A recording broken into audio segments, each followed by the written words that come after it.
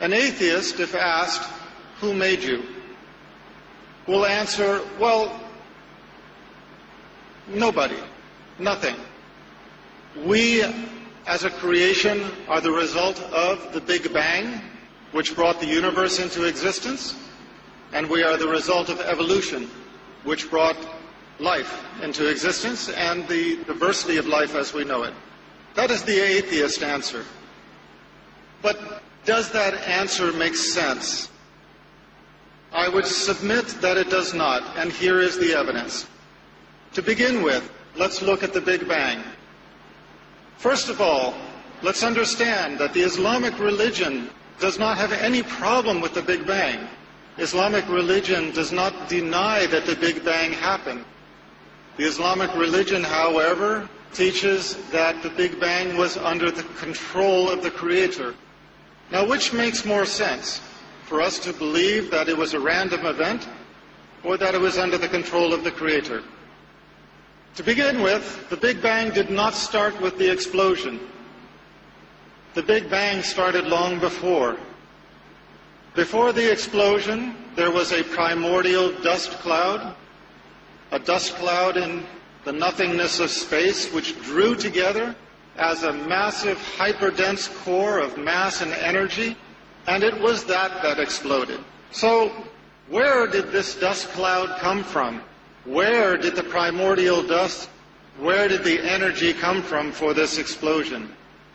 If there is one thing we know from science, it is that we do not get something from nothing.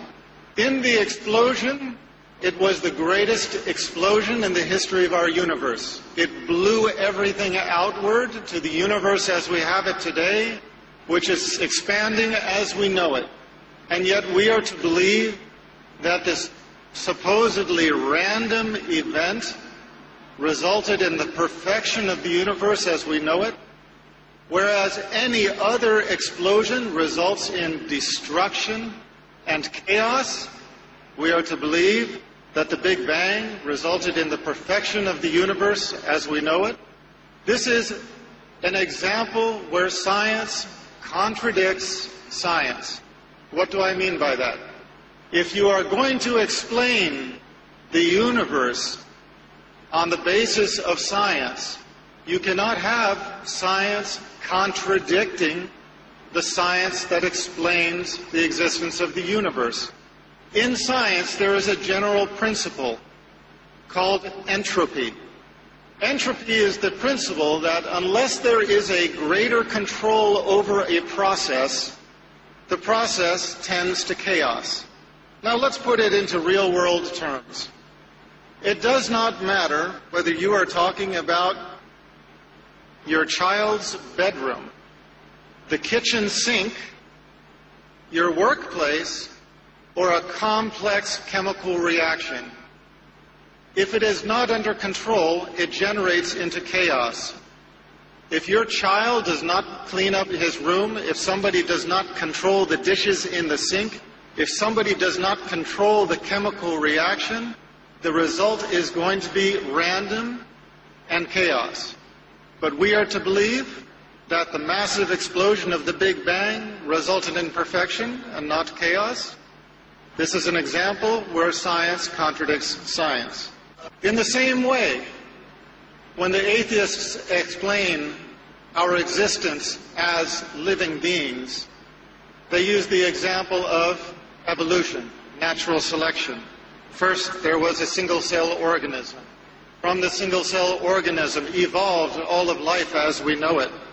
But you know, if there's one thing that we know from our lives, it is that if you look at something, you know where it came from. If you look at a painting, you know that there was a painter. If you look at a sculpture, you know that there was a sculptor. If you look at a building, you know that there was an architect and a construction company. And yet we are to look at creation and think that there is not a creator. This is the proposal.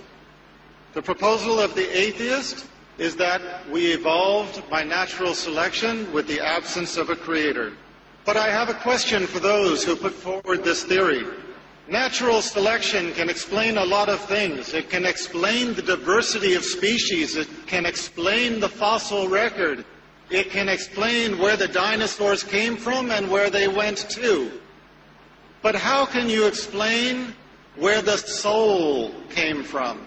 If you believe in the existence of a human soul, how can you explain this as having evolved?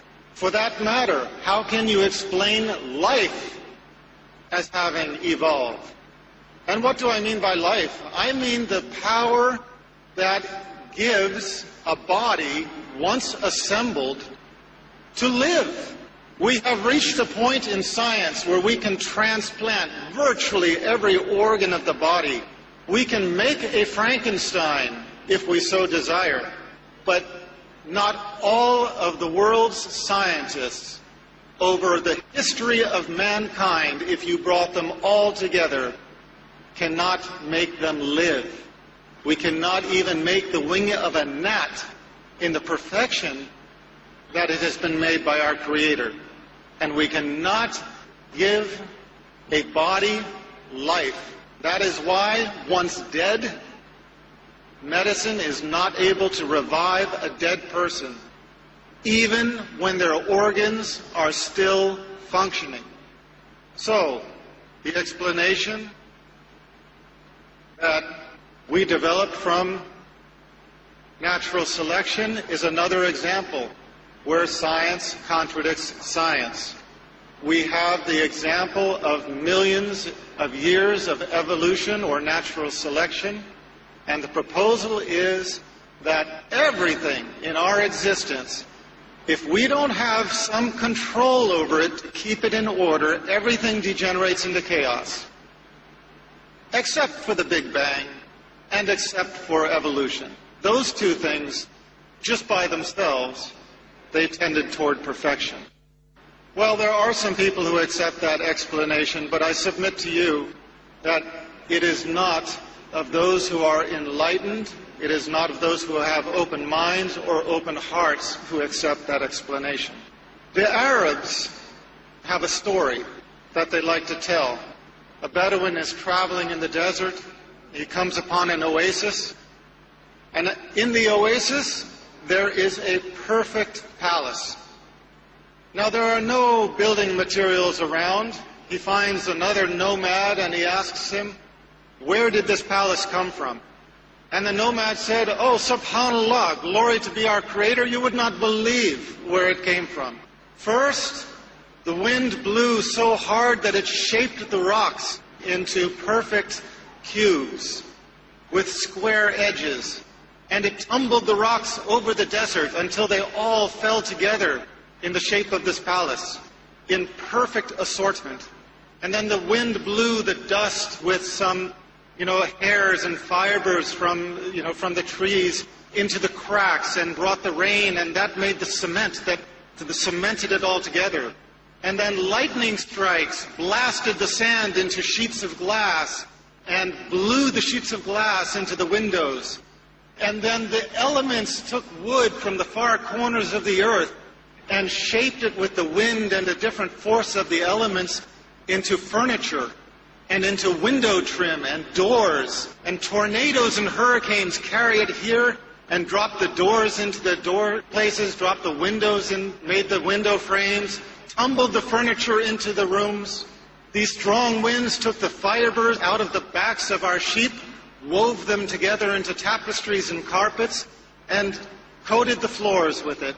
And all of this happened just in this one place on earth to make this perfect palace. When we begin thinking about it, we cannot help but roll our eyes and realize, come on, this guy is crazy. This is impossible. And yet what we are told to believe is that the Big Bang and natural selection, through the two most climactic events in the history of creation, accomplished something even greater than this.